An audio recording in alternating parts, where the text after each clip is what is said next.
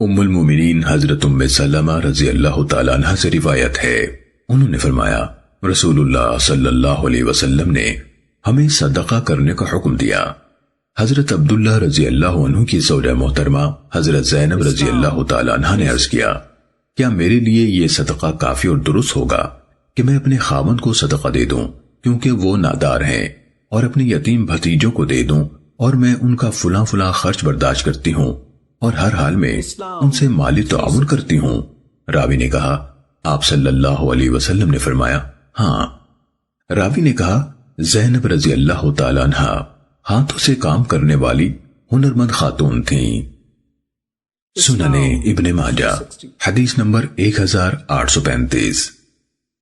حضرت ہشام بن عروہ اپنے والد حضرت عروہ بن زبیر سے اور وہ ہشام کے دادا حضرت زبیر بن عوام رضی اللہ تعالیٰ عنہ سے روایت کرتے ہیں، رسول اللہ صلی اللہ علیہ وسلم نے فرمایا آدمی کا رسی لے کر پہاڑ پر جانا اور وہاں سے ایندھن کا گٹھا اپنی پیٹھ پر اٹھا کر لانا، اسے بیچ کر اس کی قیمت پر قناعت کرنا، اس بات سے بہتر ہے کہ لوگوں سے مانگتا پھرے، وہ اسے کچھ دیں یا نہ دیں۔ سننے ابن ماجہ حدیث نمبر 1836۔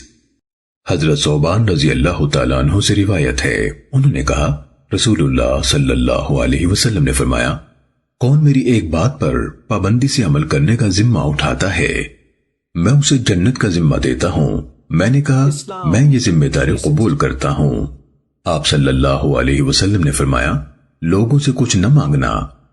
حضرت عبد الرحمن بن یزید رحمہ اللہ نے بیان فرمایا ثوبان رضی اللہ تعالیٰ عنہ سواری پر ہوتے اور کوڑا ہاتھ سے گر جاتا تو کسی سے نہ کہتے تھے کہ یہ پکڑانا، بلکہ خود اتر کر پکڑ لیتے تھے۔